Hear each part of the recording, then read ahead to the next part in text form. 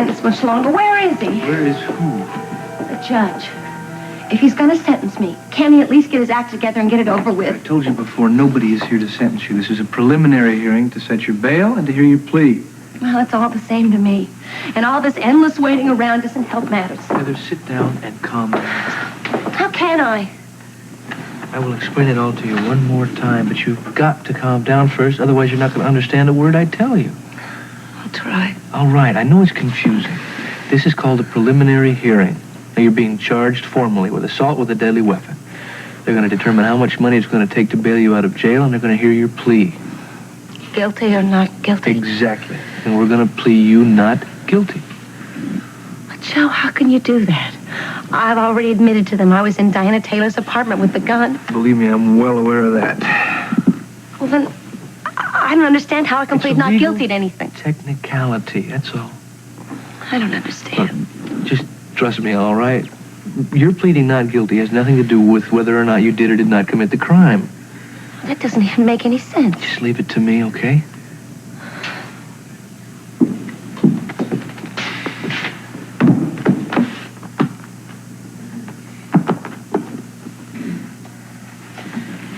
What if the district attorney goes up there and calls me a liar? Nobody is going to call you anything. Joe, I'm scared. I hate what's happening. It's just going to be a little bit longer, okay? Joe, what if he goes up there? There's no what ifs. There's nothing. It's just you and me. I'm your attorney. I'm here to defend you. Trust me, all right? I do trust you, Joe. Everything is going to be fine. All rise.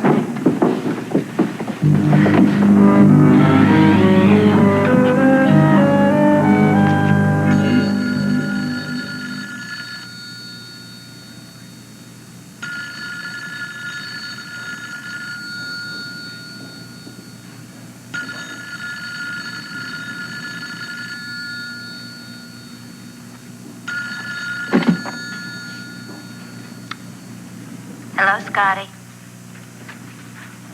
Scotty? Who is it? Hi. It's Bobbie Spencer. What do you want? I want to see you. No way.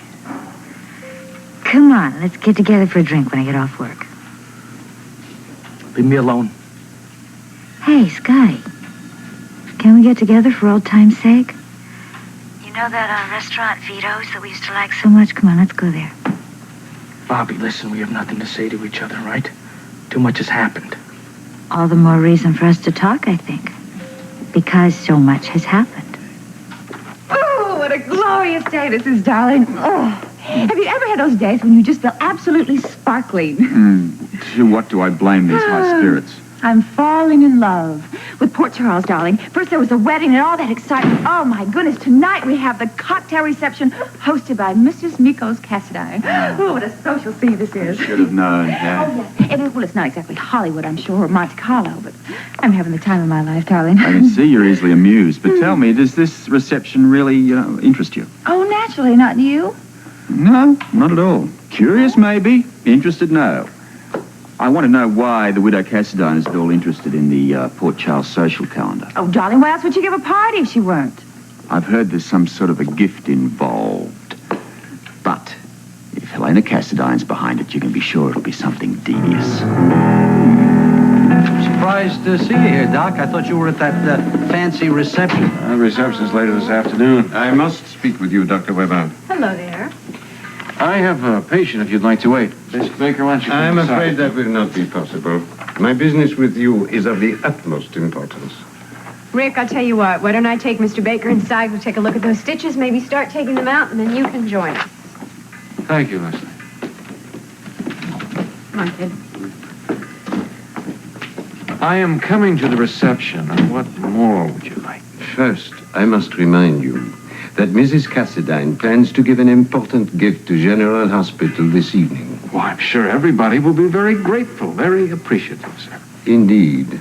However, unless Mrs. Cassadine can arrange a private meeting with Mr. Spencer, before then, there will be no reception and no gift.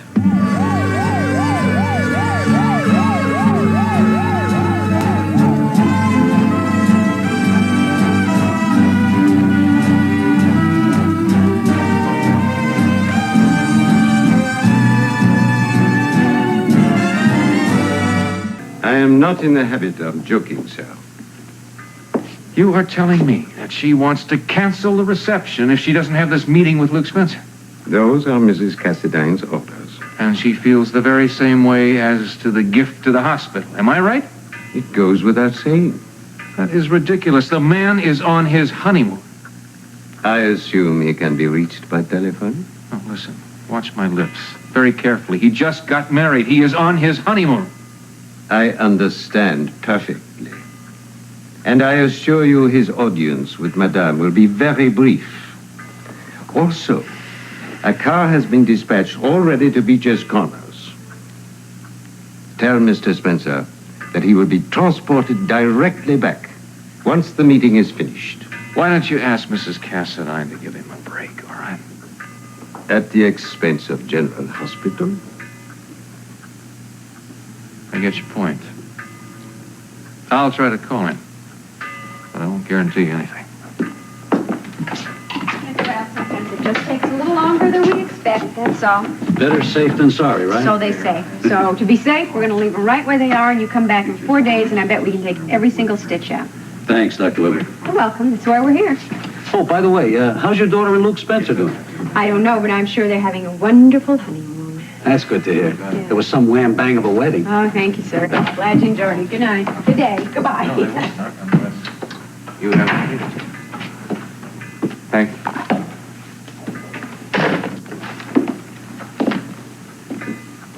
When I spoke to him, he has agreed to come. Very reluctantly, I might add. Excellent.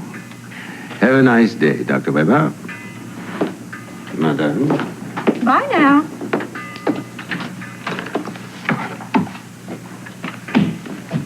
What, she asked wittily, was that all about? Oh, you wouldn't believe. Go on, try me. Mrs. Cassadine is insisting on a meeting with Luke Spencer before the reception tonight. What? Yes, and she has threatened to cancel not only the reception, but the gift to the hospital, unless she gets her way. What on earth is that dame up to, anyway? No, darling, I really don't understand why you're so suspicious of Helena Cassidy. Listen, she's hardly the prototype of Whistler's mother. Well, if you want my opinion, I think she just swooped down here to make amends for her husband. I mean, and what better way to do it than to have a marvelous cocktail party? I can hardly wait to see what she's going to wear. You know, you absolutely amaze me. You'll forgive anybody, anything, as long as they do it in style. Oh, Robert. You know, it wouldn't hurt you to be a little bit more charitable yourself. Listen, I'm a wonderful bloke, but I'm nobody's idiot. Oh, please. Don't you know that the whole Cassadine Empire has already been destroyed? Listen, I have thought of them as the enemy too long to think of them in any other capacity. Hello? Yeah? What? Oh, today? Well, it's a little ahead of schedule, isn't it? I see. Well, look, Mr. Spencer's away on his honeymoon, but I'm his partner, so I could come down and sign any papers that have to be signed. I see. Okay. Well, I'll see you shortly. Bye. Well, that must have been good news, darling. It actually wiped the scowl off your face. Yeah, the yacht's arrived in town ahead of schedule. The Titan is here? In all its glory. Oh, this is fabulous news, darling. Well, Luke and Laura will think so, too, until the next installment of Harbour Tax comes due. Oh, Robert, you always have to be so negative about everything. Tell you what. Come down to the Harbour Master with me, and I've got to fill out a few forms, and I promise that I'll brighten up, huh? Ooh, you got a date, baby. Yeah, this doesn't ever take you anywhere. According to this indictment, the defendant, Heather Weber, is charged with assault with intent to commit murder. Counselor, what plea do you enter? The defendant pleads not guilty, Your Honor. And trial date will be set. All parties will be notified. Mr. District Attorney, do you have any recommendation as to bail? Yes, Your Honor. Very well. You may address the court. We must take into consideration that the incident for which this woman is being charged was a second attempt to murder Diana Taylor. The first time she tried to give her an overdose of LSD and ended up taking it herself. As a result, Mrs. Weber aggravated her own mental instability and spent a good deal of time in mental institutions. While residing at Forest Hills, she continued to plot against Diana Taylor.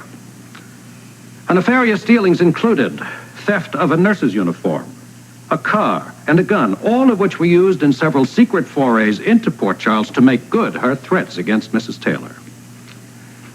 Diana Taylor has since been murdered, by whose hand it has not yet been proven.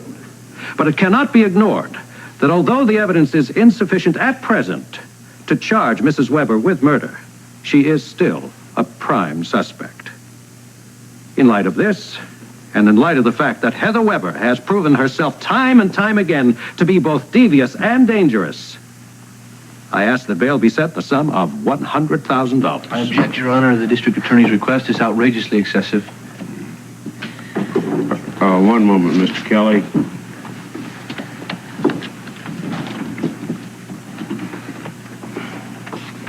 I'm sorry, Mr. Kelly. It's just been pointed out to me that I'm committed to sit at a trial in another courtroom. I have to leave at once. Under these circumstances, Your Honor, I request that we continue this matter to another day. Well, normally I'd agree to that procedure. However, the court calendar is possibly overloaded at this moment. If both parties are agreeable, I suggest we reconvene at 5 p.m. and settle this matter today, Counselor. Fine with me. Satisfactory to the state? I'm agreeable.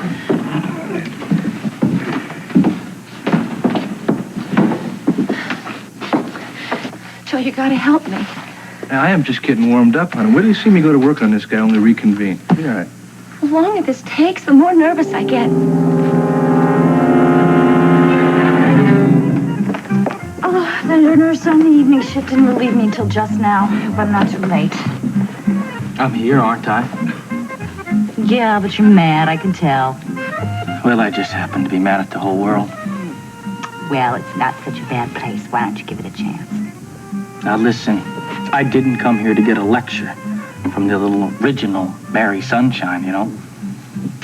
That's not my style, and you know it. Well, spit it out then, Bobbie. What do you want? You call this meeting? Okay. I'm gonna lay it on the line. What do you want from my brother and Laura? I'm contesting the divorce. Lee's against it. And Lee is one of the best lawyers in this state. He said he's going to do everything he can to keep you from taking action. Well, I've studied a little law myself, you know that? Your law degree is not going to help you emotionally. Your father is going to be against you, Scotty. Me too, and everybody else who lives in Port Charles.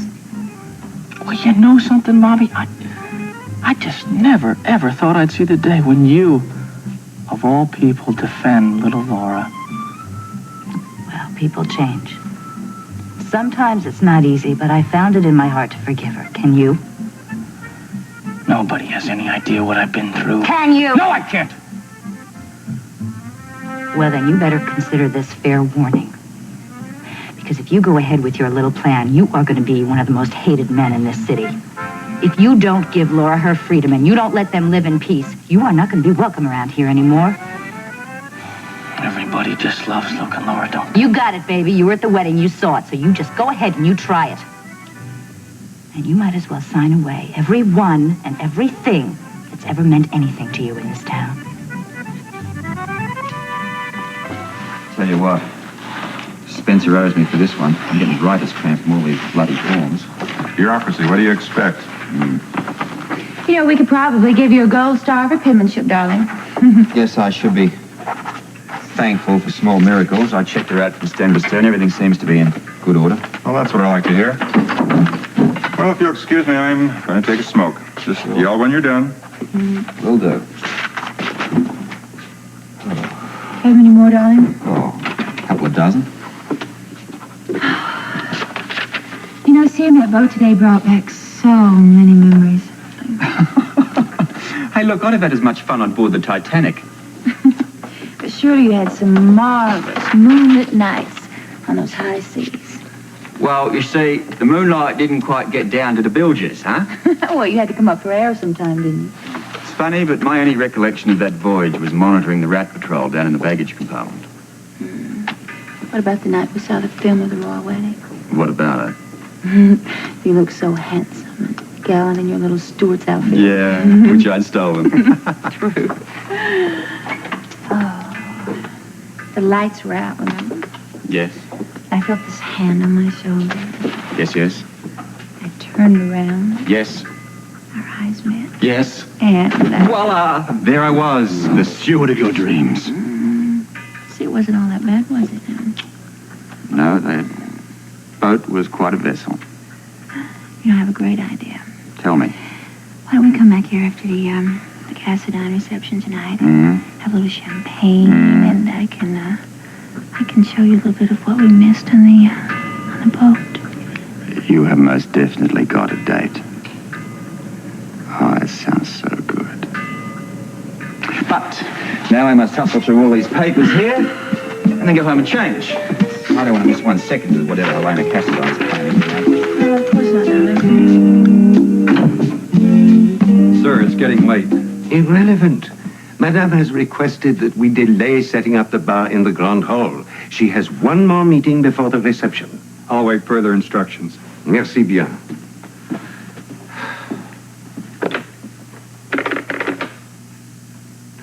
Yes. Please have Madame Cassadine's private jet prepared for takeoff at precisely 10 this evening. Understand? Very good.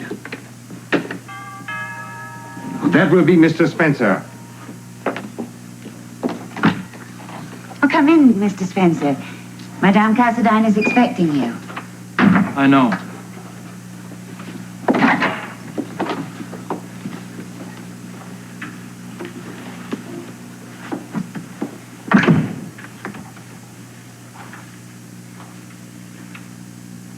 I was told you insisted on seeing me. That was my only condition for my gift for General Hospital. Thank you for interrupting your honeymoon to come see me. I promised I would.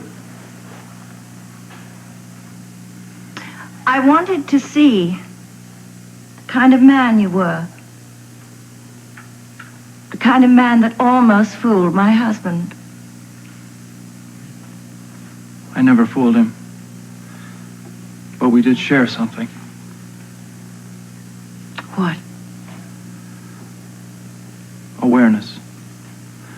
Feelings about starvation and disease. You see, I grew up poor. Your husband said he had compassion for the poor, and yet he only saw us through locked windows in a limousine. But he did see. Yes, he saw. He had a dream. He had a vision. But he had a flaw. I don't want to hear that. I have to live with that. I want you to know that I tried to save him. Then you did see the good in him. I would not watch any man die, even your husband. He would have said that when he was your age. Are you telling me I'm like him? You share his goals? Some of them. But I see one, especially. In your eyes. What is that? Power. No, not power. You see what power buys. Success, respect, that's what I need. You seem to forget. I was one of the have-nots. Someday, you shall have those things. And when you do, you will realize Mikos did not deserve his fate.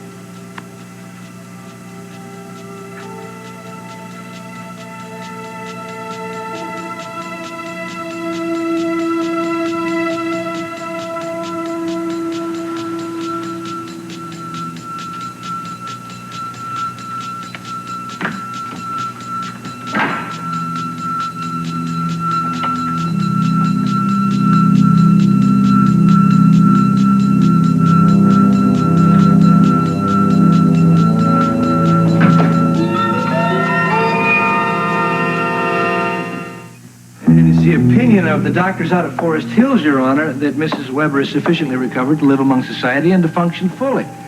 Since her release, she's made every attempt to be a law-abiding citizen. She has a job, a place of residence. She attends regular therapy sessions at General Hospital. Dr. Rick Weber, who is one of the outstanding members of this community, has agreed to take responsibility for her. There have been no further complaints against my client. And it's outrageous to assume that she would not be here at a court date as set. Your Honor, therefore, I respectfully request that the bail be set at the much more reasonable sum of $10,000. Thank you, Mr. Kelly. I agree that the amount of bail requested by the prosecution is unusual in a case of assault. However, the erratic past history of the defendant, coupled with the need for further investigation into the murder of Diana Taylor, leads me to believe otherwise. In this case, the sum is deemed appropriate. Therefore, bail is set at $100,000. The defendant may post bail. In failure to do so, is remanded to custody. This hearing is adjourned. All rise.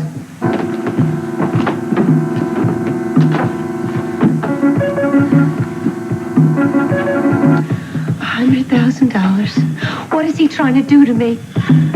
Look, we've been going over and over this. Did you ever get tired? Yeah, I'm getting sick and tired of getting nowhere with you. Then why don't you just give up?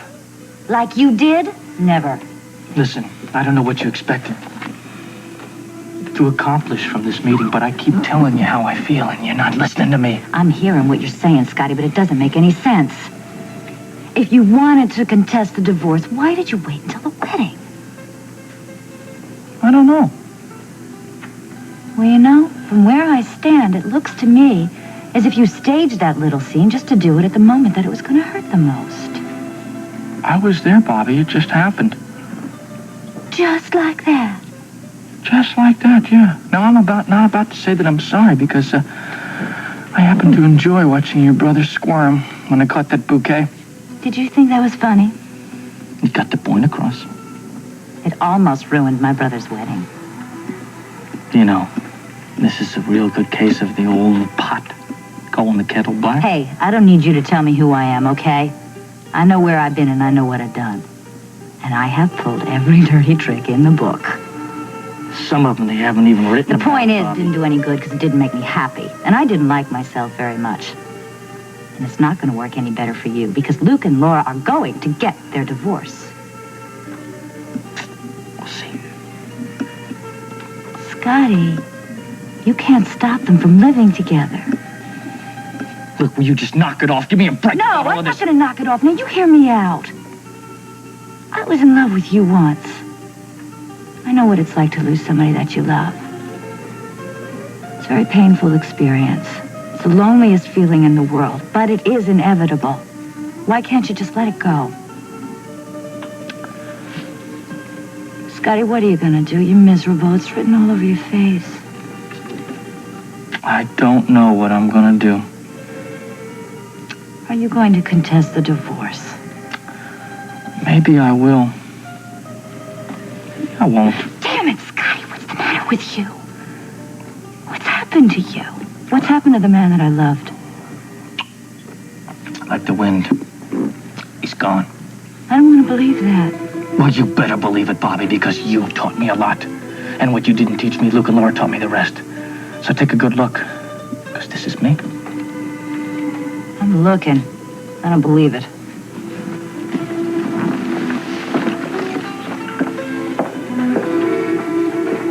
Yeah, all right. Nice to see you. Lila! Oh, So good to see you again. well, John, this is beginning to be a habit, isn't it? There have been a lot of gatherings lately, haven't there? Well, I'm all in favor of it. I adore parties. And Edward? Oh, he's at home with a cold, or that's what he says. But because I don't believe a word of it, he tried the same thing on New Year's Eve. Oh, will you excuse me, please? I want to see. Hello, my dears. Oh, well, I wish that Mrs. Cassadine would give more parties of this kind, if that's what it takes to get you children together. Well, don't get your hopes up, Lila. I was just imparting some information about our son that we have in common. we share precious little else. Well, your family, then there's nothing in this whole world that's more important than that. Oh, hello. How are you? Hello? Hi. Oh, darling, I see champagne over there that is screaming for my life. Would you like some? Not just at the moment. I want to keep my wits about me. Robert? Expecting trouble? I don't know what to expect, love, but I wouldn't miss it for the world. Yes. Exactly some of the most important things that I wanted to do today, I'll tell you that. To be perfectly honest, I'm surprised to see the both of you here. I mean, understanding how you must feel about the Castines. Yes, well, It's a command performance. Steve, Artie and I were both a little dubious, but it seems that it is for the benefit of the hospital.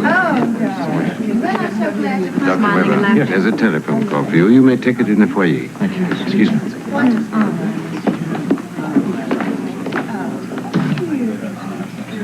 that is a very strange little fellow. Well, of course, his employer's a little odd, too. Do you know that she sent him to the clinic today to tell us that she would call off everything unless she had a chance to talk to Lou today? I don't like the sound of that. Well, evidently he did meet with her, but can you imagine the call of that woman interrupting his honeymoon? Couldn't care. I suppose he's been telling you all about the arrival of the yacht today.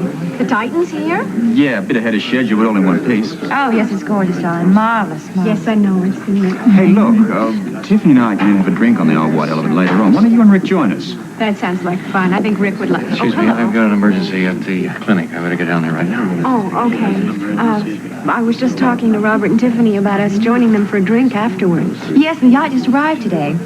Well, I should be through, I would think, by the time this little reception's over, so why don't you pick me up at the clinic? Done. Good, thanks. Excuse me. Rick? Yeah. I'll call you to see if you can make it, but if you need me then, if anything, you just call me, all right? No, I'm just fine.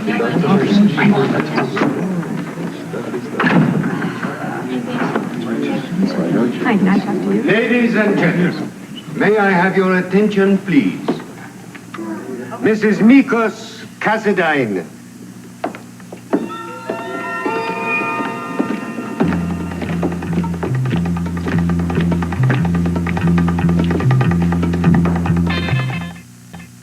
I have seen General Hospital and the university, and I approve, as my husband would have approved.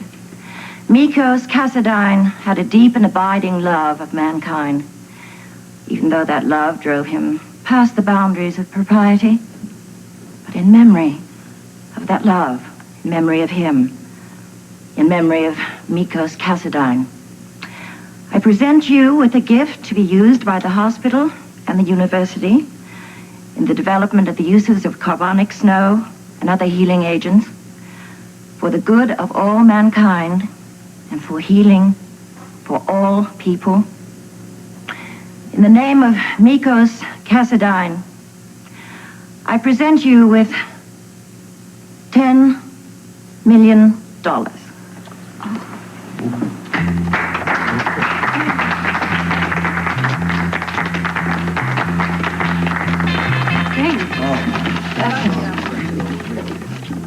This is unbelievable.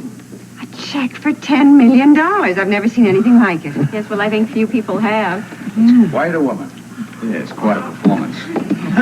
Think about it.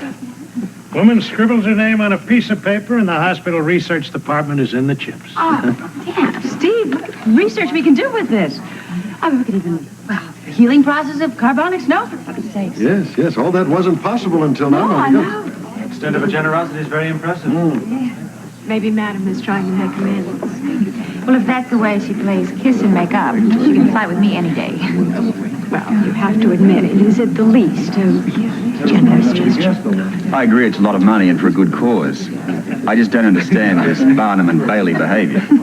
Robert wouldn't buy a registered government bond from anyone whose last name is Cassadine. I'm sorry, Tiffany, but tigers don't change their stripes that readily.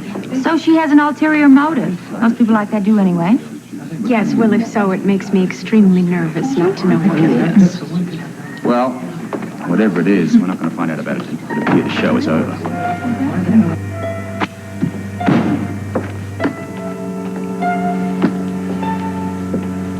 I am sorry. Not half as sorry as I am. I never thought he would set bail that high. Well, what else could you expect from the judge?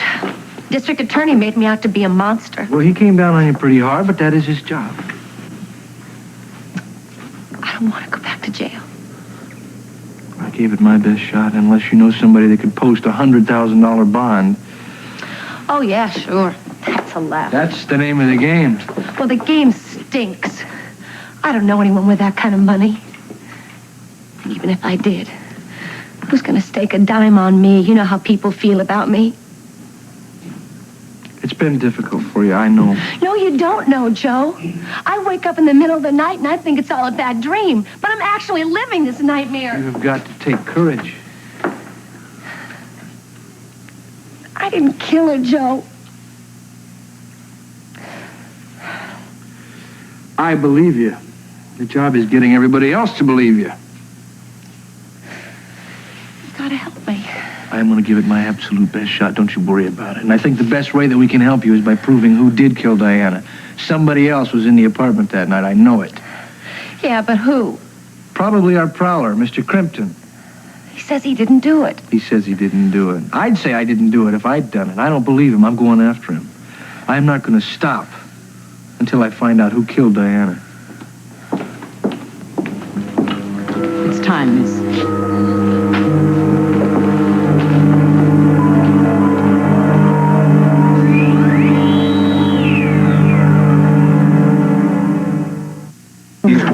Slow down. Starting now. There's plenty left in the kitchen, sir. Well, I'm well aware of that. But the less food and drink that are served, our guests will depart sooner. Madame would like the Grand Hall cleared within an hour. Do you understand? Very well, sir.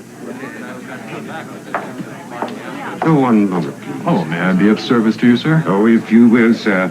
Madame's personal maid is in the salon with the packing instructions. This must be handled quickly and efficiently. I shall see to it right away, sir. Merci. Well, I will have your wraps brought immediately. Thank you. Well, it was a divine party, wasn't it? A little on the short side, don't you think? Well, I can't really complain. The hospital wound up with a lot of money. Well, Les, is the social scene in Port Charles always as exciting? Well, the wedding was lovely. The ending was a little too exciting for me. You're not still worried about Scotty, I hope. I've been trying not to, but I have a very strong feeling that one of these days we're going to have to reckon with Scotty. Well, at least you know his father is in Luke and Laura's corner. Yes, you're right. I think if there's anybody in this world who can change his mind about contesting the divorce, it would be Lee.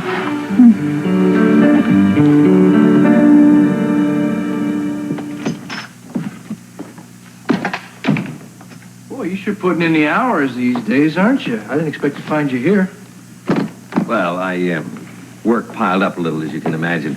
I must say the same for you. I didn't expect to see you here. What's going on? Well, I forgot these papers, and I came to get them. It seems that court got out late today. I gather things aren't going too well for Heather. How can you tell? It was a fiasco. The judge went for $100,000 bail against the girl. I'm sorry. That's too bad. So you can see that my battle is all uphill if I'm going to clear Heather, and I'm going to. And that is what I did in school today, Daddy. You still working on the Scotty thing? Yeah. I'm just sick about it. Haven't been able to get through to him yet, huh? No. Not for lack of trying either. Gail and I have talked ourselves blue in the face to that son of mine, but I don't know, he's just consumed with such hatred for Luke and what happened with Laura. It's just impossible to influence him. Sorry to hear that. I'm not sure we're ever going to get him to come around, Joe. Luke and Laura are counting on you. I know that. And I gave him my word.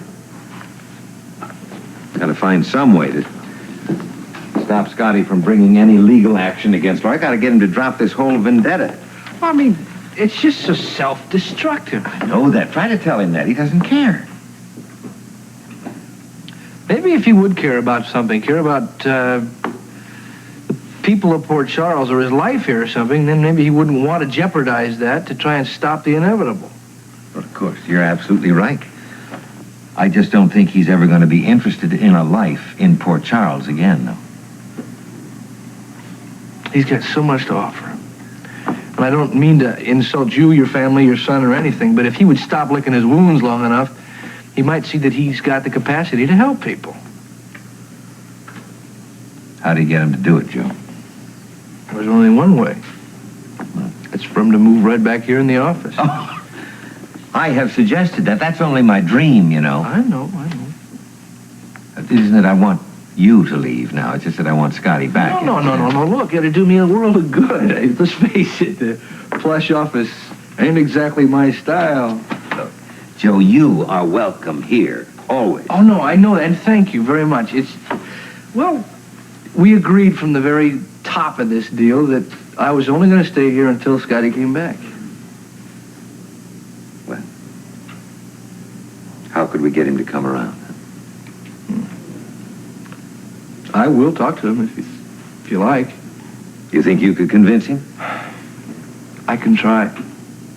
Why don't I get on it tonight? Joe, I thank you.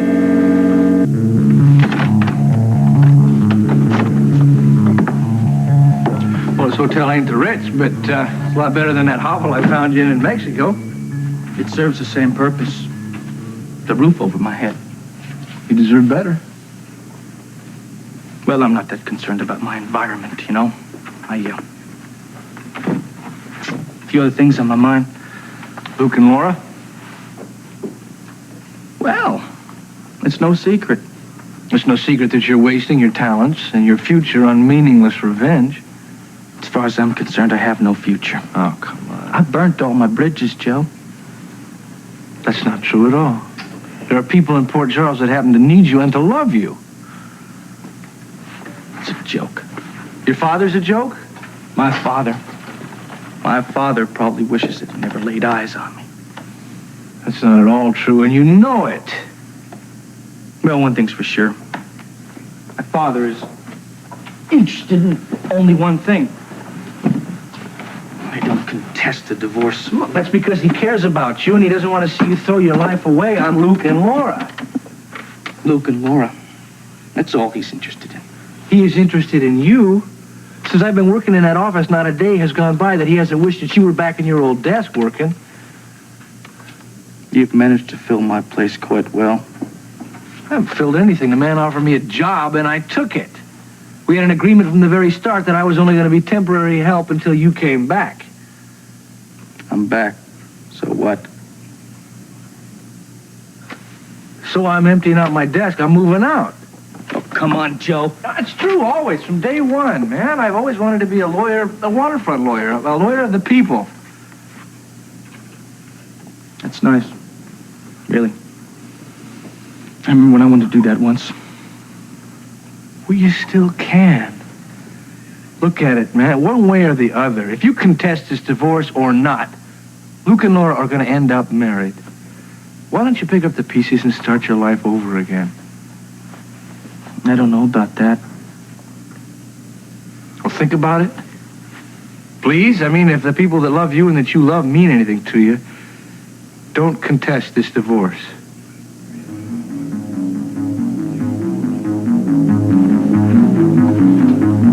Even the patients at the clinic are asking if Thank you. Scotty's going to contest that divorce. I hope not. Well, I think it's very nice how the entire town worries about Laura and Luke. I think it's lovely. I think it would be so much nicer if there were nothing for them to worry about for once. Look, I think we've talked enough about this Baldwin jerk for one day. Well, I think all we can really do is just hope he comes to his senses. This really is a fantastic act. Yes, well, you wanted your son-in-law to come up with something substantial.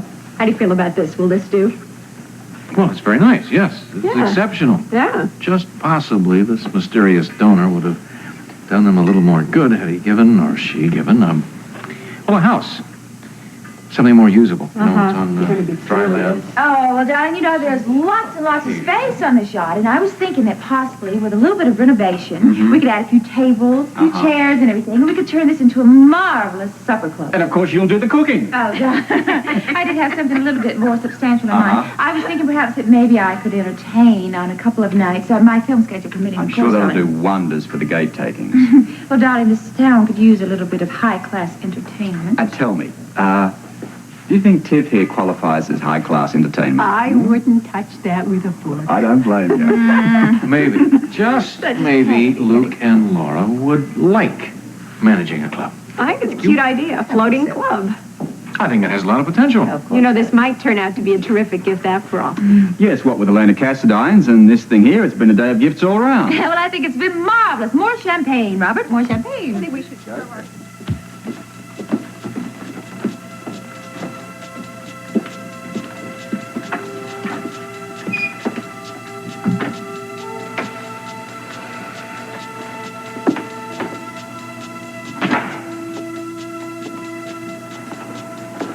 The limousine is waiting to take you to your jet, madame.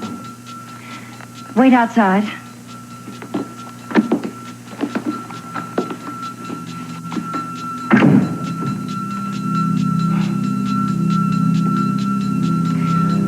Enjoy your gift, Luke and Laura, if you can.